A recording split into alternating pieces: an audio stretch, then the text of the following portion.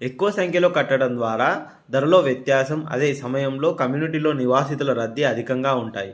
ఎకరాలో 90 నుంచి 120 వరకు నిర్మాణం చేపడితే సౌకర్యంగా ఉంటుందని పరిశ్రమ వర్గాలు అంటున్నాయి. ఈ మేరకు ధర కూడా పెరుగుతుందని గుర్తించాలి అని చెబుతున్నారు. క్లబ్ హౌస్ సరిపోతుందా? గేటెడ్ కమ్యూనిటీల్లో క్లబ్ హౌస్లో కల్పించే సౌకర్యాల గురించి ఎక్కువగా నిర్మాణ సంస్థలు ప్రచారం చేస్తుంటాయి.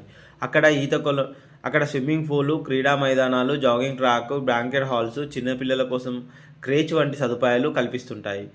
ప్లాట్ల సంఖ్యతో పోలిస్తే క్లబ్ హౌస్లో కల్పించే సౌకర్యాలు సరిపోతాయా లేదా అనేది కూడా కొనే ముందు చూసుకోవాలి.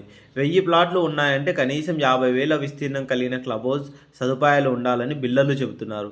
ప్రస్తుతం చాలా ప్రాజెక్టులో నివాసితులకు తగ్గ నిష్పత్తిలో సౌకర్యాలు ఉండడం లేదు. ఒకేసారి ఎక్కువ మంది ఆడేందుకు వస్తే ప్లే ఏరియా చాలడం లేదనే ఫిర్యాదులు వస్తున్నాయి. బాల్కనీ ఎటువైపు ఉండాలి? టవర్లలో ప్లాట్ కొనుగోలు చేసే వారిలో బాల్కనీ వ్యూ ఎటువైపు ఉండాలనేది చాలామంది సందేహం. నిర్మాణం పూర్తయి ఇంట్లో చేరాక ఆ పక్కనే మరో హైరైజ్ అపార్ట్మెంట్ రావడంతో బాల్కనీ వ్యూ లేకుండా పోయిందని చాలామంది బాధపడుతుంటారు. రహదారి వైపు ఎంపిక చేసుకుంటే అక్కడ నిర్మాణాలు వచ్చే అవకాశం ఉండదు. కమ్యూనిటీ లోపల వైపు వ్యూ ఉండే బాల్కనీ అయితే గార్డెనింగ్, ఆట స్థలాలు, ఈత కొలను వంటివి ఉంటాయి.